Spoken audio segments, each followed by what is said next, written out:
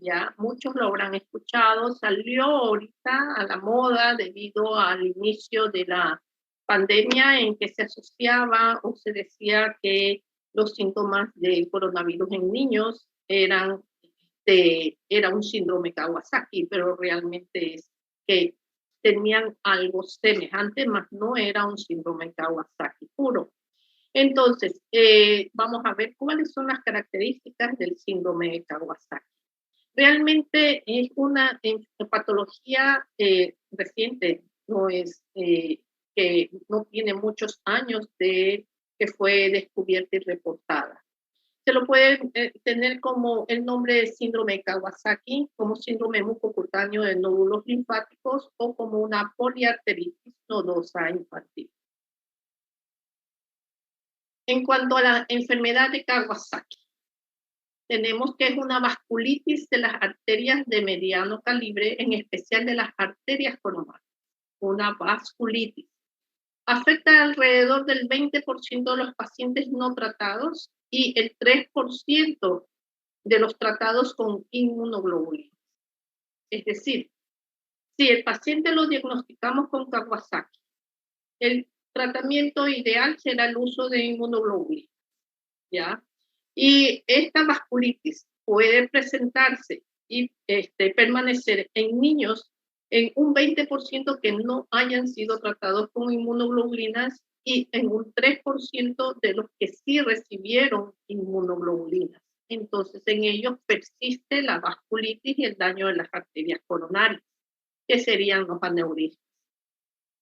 Las primeras manifestaciones son miocarditis aguda con insuficiencia cardíaca, arritmias, endocarditis y pericarditis.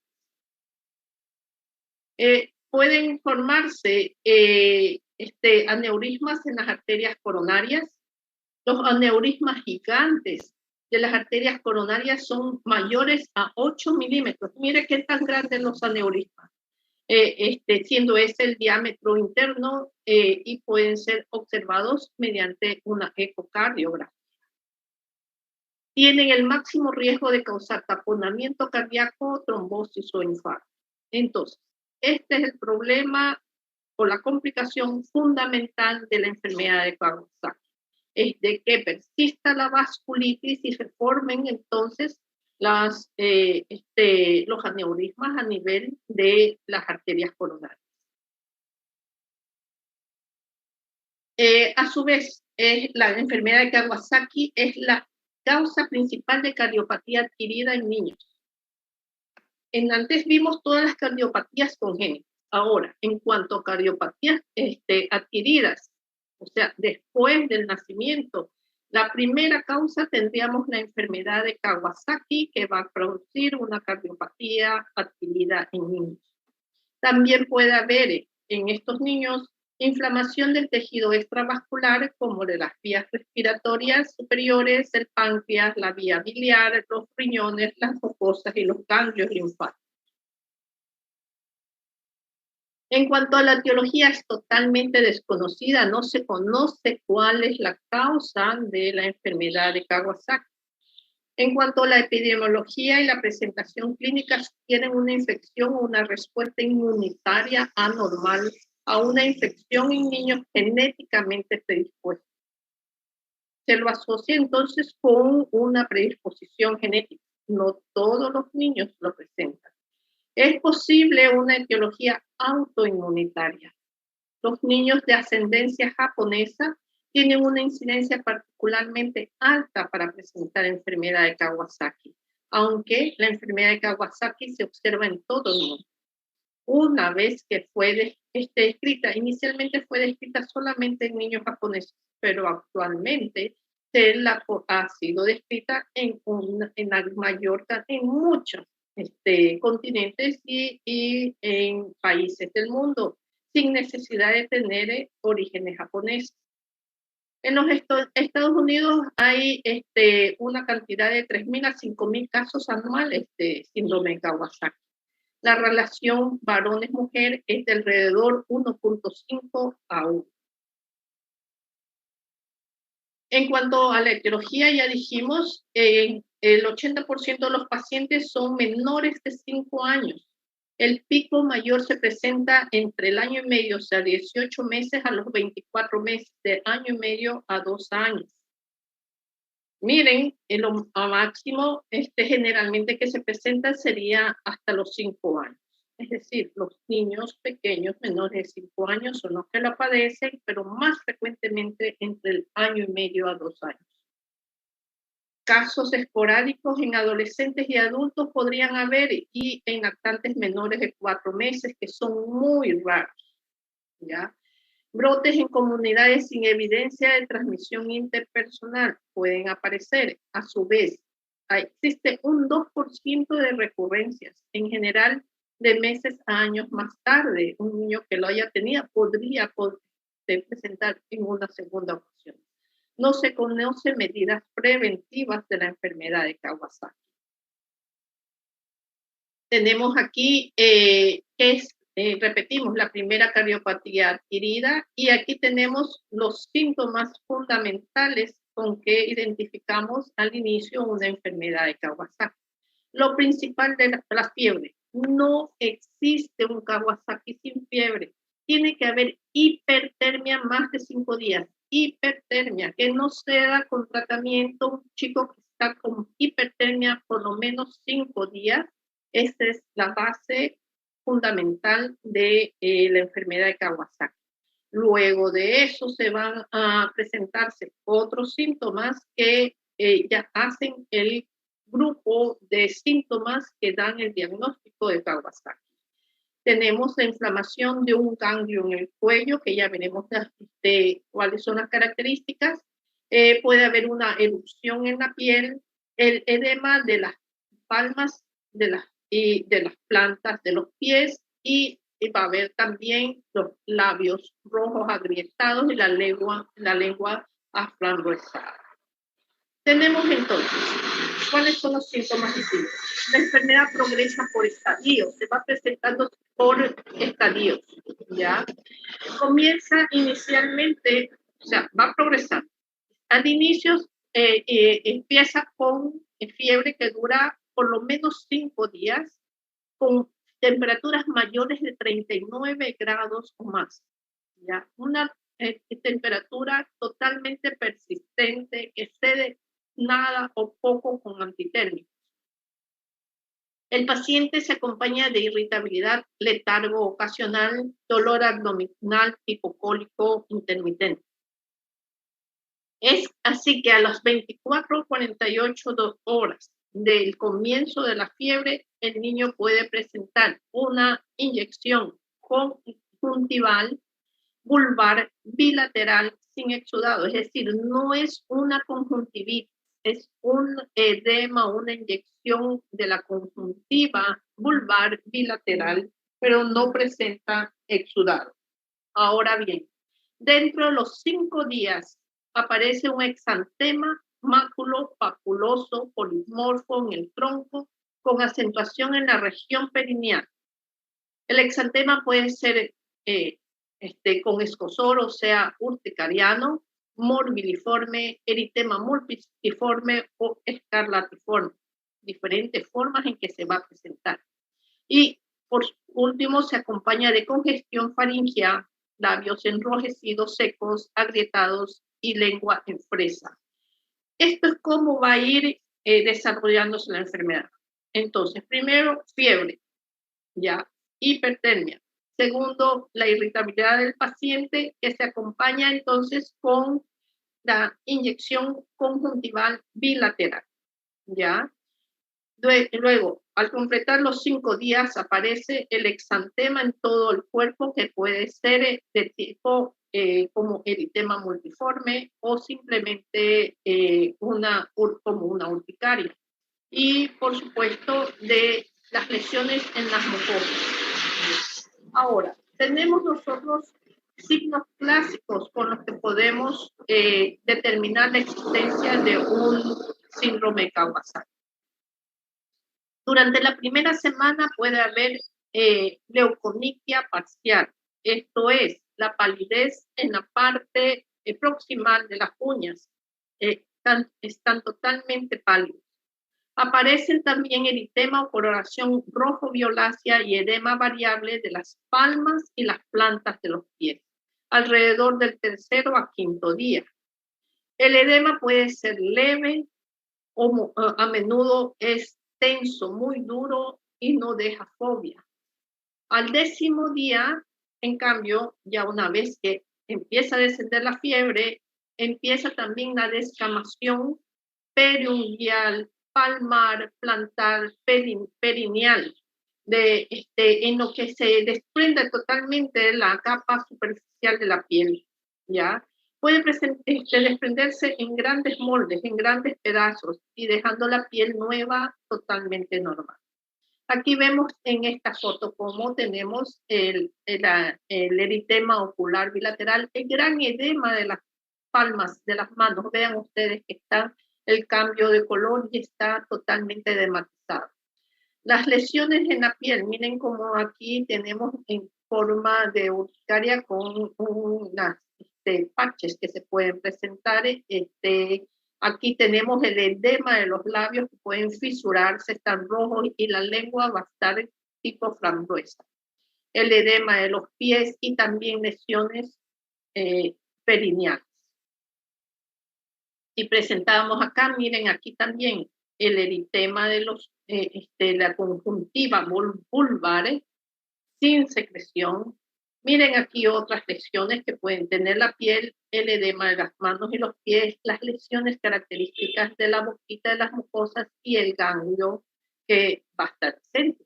Ahora, en cuanto a los síntomas y síntomas, también el 50% de pacientes presentan linfadenopatía cervical, no supurada, dolorosa la palpación de aproximadamente 1,5 centímetros. Generalmente es un solo ganglio y se presenta durante toda la evolución de la enfermedad.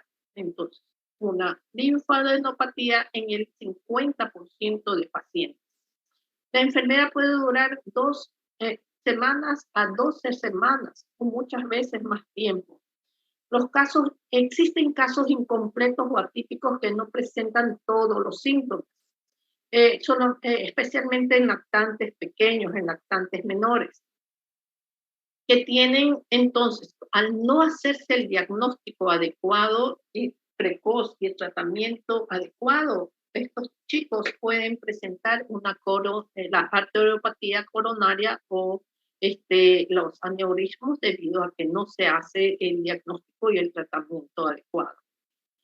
Estos hallazgos se manifiestan en alrededor del 90% de pacientes, los síntomas que hemos dicho. Pero entre otros hallazgos menos específicos que indican compromiso de numerosos aparatos y sistémicos, será que alrededor del 33% de pacientes pueden presentar artritis o artrágica de las grandes articulaciones. Entre otras manifestaciones clínicas tenemos también uretritis, meningitis aséptica, hepatitis, otitis, vómitos, diarreas, hidropesia vesicular, síntomas de las vías respiratorias superiores y uveitis anterior.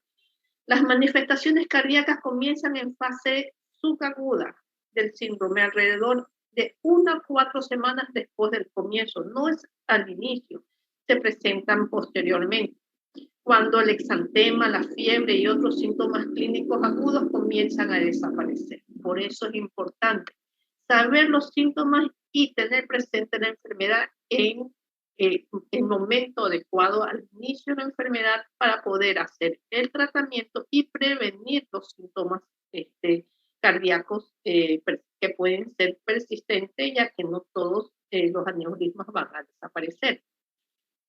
Tenemos aquí, miren, la frecuencia con que se presentan los síntomas. Todos, el 100% tienen fiebre. Ya repito, no hay síndrome Kawasaki sin fiebre. El 90% de pacientes, o sea, 9 pacientes de cada 10 van a presentar lesiones en la lengua frambuesada, lesiones en los ojitos, o sea, el eritema del ojo, de los ojitos, porque es bilateral, Y se van a presentar también descamación una vez que ceden los síntomas iniciales. El rash pueden presentarlo el 88 de cada 10 pacientes van a presentar el rash a nivel de piel, ya que se dice polimorfo porque tienen diferentes presentaciones. El 70%, 7 de cada 10 pacientes van a presentar el edema de manos y pies indurado. Ahora, ya, de allí hacia en menos proporción, el 5 de cada 10 pacientes pueden presentar piuria. 40% de pacientes va a presentar trastornos en cuanto a la biometría hemática, van a presentar linfoadenopatías, especialmente como ya dijimos, de 1.5 centímetros. Pueden presentarse síntomas como la diarrea. Tan solo el 10% de pacientes, felizmente, van a presentar la dilatación coronaria y la artritis persistente. Aquí tenemos una cantidad de manifestaciones, ya que no los vamos a ver. Es difícil también encontrarlo en un hospital, porque como es una enfermedad tampoco no muy frecuente, no siempre vamos a tener la oportunidad de verla. Pero sí, si vemos las imágenes, tal vez la vamos a recordar y la vamos a tener siempre presente. Tenemos aquí la lengua en frambuesa, que ya dijimos, el eritema de la conjuntiva vulvar bilateral. Tenemos aquí la descamación de la piel después de que han pasado los síntomas iniciales. Aquí otra vez el niño con su lengüita afecta. Tenemos las lesiones a nivel de las uñas, como usted indicó, ya.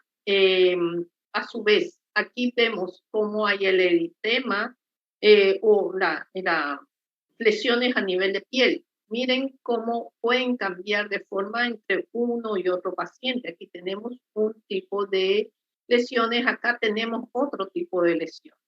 Ya ven ustedes el edema de las palmas de las manos. Miren aquí la gran adenopatía cervical que presenta el paciente. Aquí tenemos otras lesiones en el niño. Mire, siempre el edema de las manitos con el eritema que puede ser rojo o violáceo. Y aquí miren que son otro tipo de lesiones que presenta el niño en la piel, pero siempre el eritema bilateral en sus conjuntiva ocular y las lesiones en la boquita. Lesiones en el eritema conjuntival, lesiones, miren, otras lesiones que pueda tener el paciente, pero siempre las lesiones en la mucosa, lesiones en las plantas de los pies, la descamación posterior que van a presentar los pacientes. Miren que salen en porciones grandes, va a salir la descamación.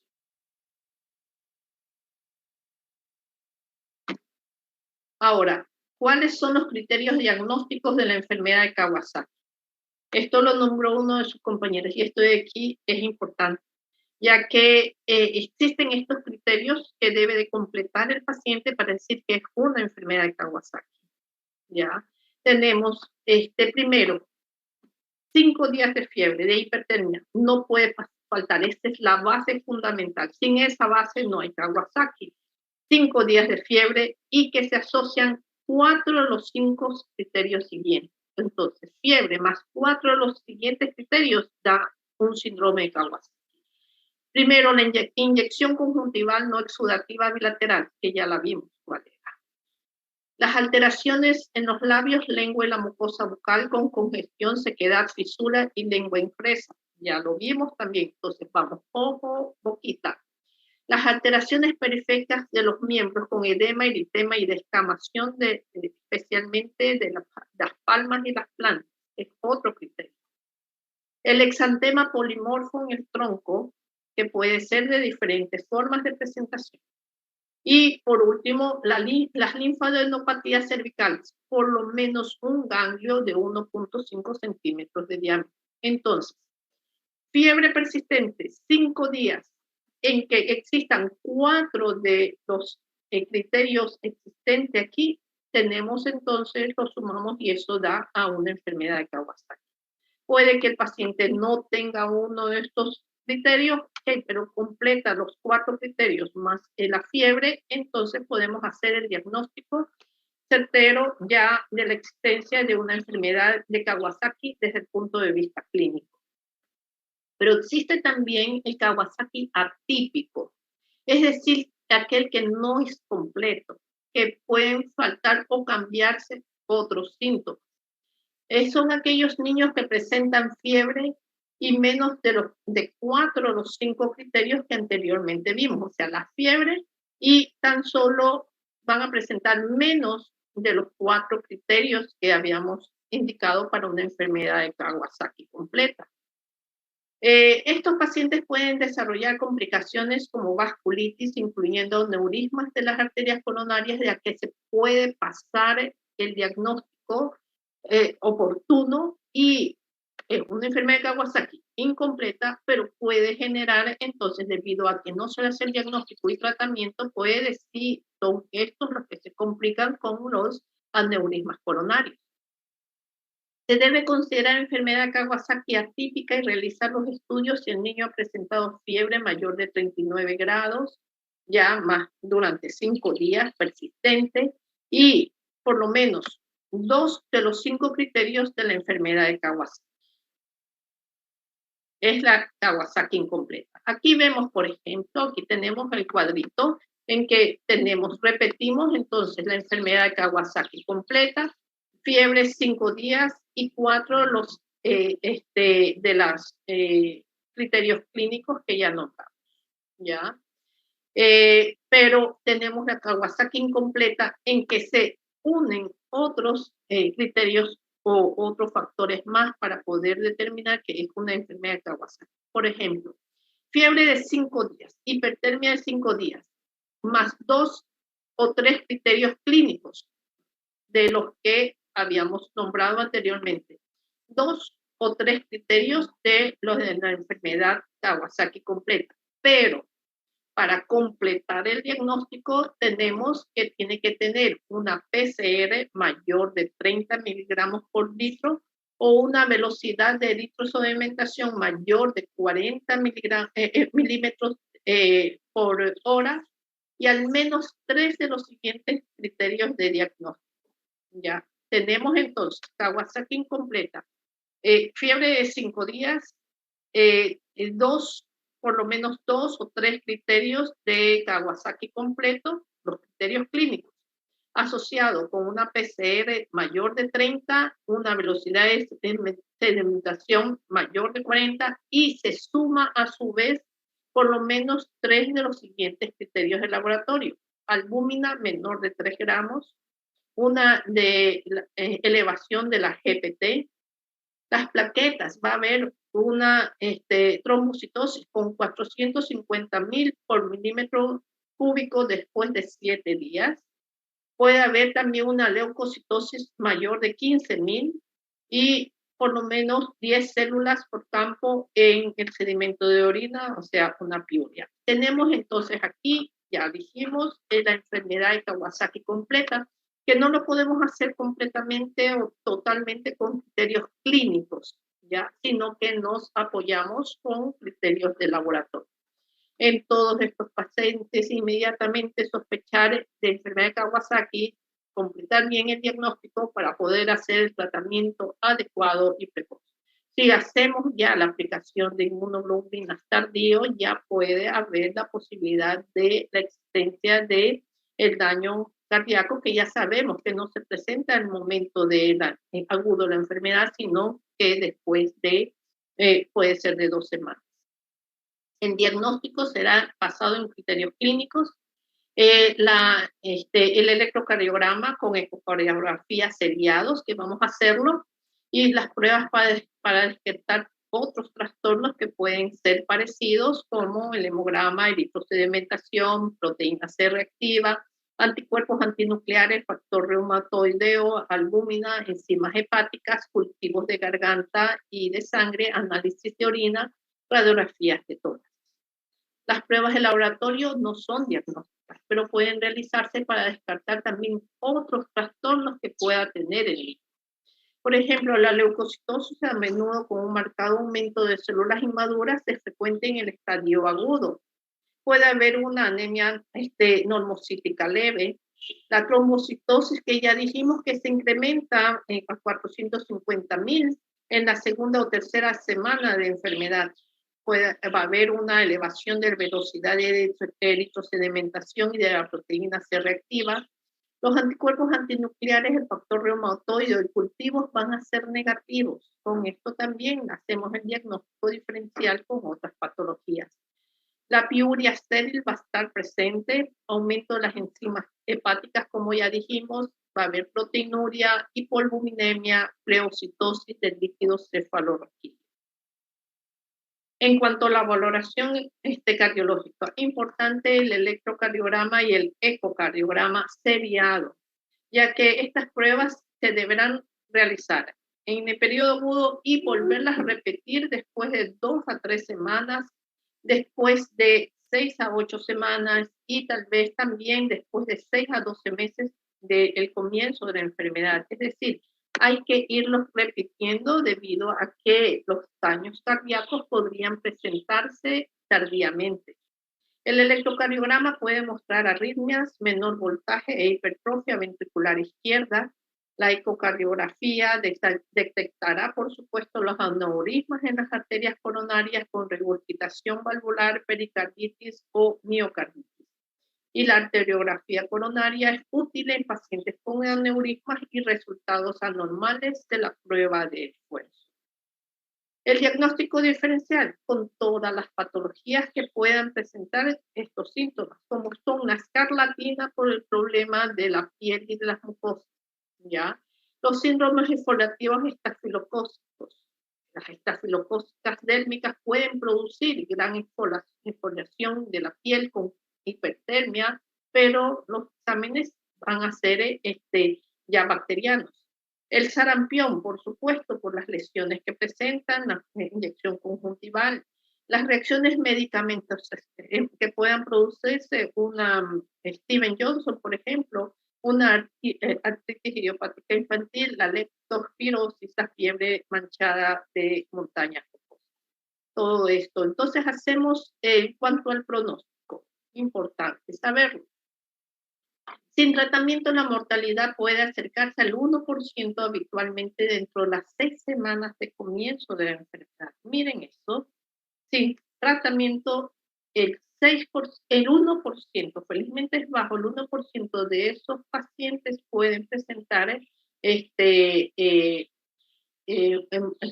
muerte por lesiones cardiológicas. Con tratamiento adecuado, la tasa de mortalidad baja al 0,17% en los Estados Unidos con un buen tratamiento precoz. La duración prolongada de la fiebre aumenta el riesgo cardíaco. En ausencia de arteriopatía coronaria, el pronóstico de recuperación completa es excelente. Si no hay ninguna lesión cardíaca coronaria, la recuperación es excelente. Las muertes generalmente se van a deber a complicaciones cardíacas y pueden ser súbitas e impredecibles. El 50% se producen después del mes del comienzo de la enfermedad. Miren eso, por eso hay que hacer seguimiento. El 75% pueden ser después de los 2 meses y el 95% dentro de los 6 meses después de la enfermedad. Aunque pueden producirse hasta 10 años después estas complicaciones cardíacas. El tratamiento eficaz reduce los síntomas agudos y, más importante aún, la incidencia de aneurismas de las arterias coronarias del 20% disminuyen al 5%. Alrededor de los 2/3 de los aneurismas coronarios muestran regresión en el tiempo de 1 año, aunque se desconoce si persiste estenosis coronaria residual. Es menos probable la regresión de los aneurismas coronarios gigantes que requieren seguimiento y tratamientos más intensivos. ¿Ya? Entonces, Importante conocer esta enfermedad debido a que tenemos que diagnosticarla precozmente para hacer un tratamiento precoz y evitar todos estos daños cardíacos que pueden producir, miren cómo complican el pronóstico de la patología. Debido al desconocimiento de la enfermedad, muchos niños pasan desapercibidos y se los diagnostica simplemente como un sarampión, como una virosis, con cualquier otro diagnóstico, pero no como una enfermedad de Kawasaki. No se le da el tratamiento adecuado. El niño en 2 semanas se mejora aparentemente, pero está más propenso a producir daños cardíacos, que son los que van a dar el mal pronóstico en el paciente. Muchos pacientes que pueden presentar, que se encuentran complicaciones cardíacas ya en edades ya mayores, podrían haber tenido una enfermedad de Kawasaki inicial y que nunca fue diagnosticada. Entonces, los conceptos claves que tenemos nosotros que recordar. La enfermedad de Kawasaki es una vasculitis sistémica de la infancia de etiología desconocida. Las complicaciones más graves afectan el corazón e incluyen miocarditis aguda con insuficiencia cardíaca, arritmias y aneurismas en las arterias coronarias. Los niños siempre tienen fiebre, erupción cutánea, que más tarde se va a descamar, como ya dijimos, inflamación oral y conjuntival y linfadenopatía. Puede ocurrir casos atípicos con menos de estos criterios clásicos. El diagnóstico se basa en los criterios clínicos. En niños que cumplen los criterios debe hacerse un electrocardiograma y ecografía seriados, consultar con un especialista. El uso temprano de aspirina en dosis altas e inmunoglobulina endovenosa alivia los síntomas y ayuda a prevenir complicaciones cardíacas. Sería inmunoglobulina endovenosa, ¿ya? Es la que se va a utilizar y se inicia también con tratamiento con aspirina para evitar también coágulos en ese pequeño paciente y también ayuda a controlar la temperatura. Entonces, aspirina más inmunoglobulina. Ya, aquí tenemos nuevamente los síntomas, las características que siempre las vamos a recordar para poder tener presente el diagnóstico de enfermedad de Kawasaki. ¿Alguna pregunta, por favor? Si tienen alguna pregunta sobre las dos clases que hemos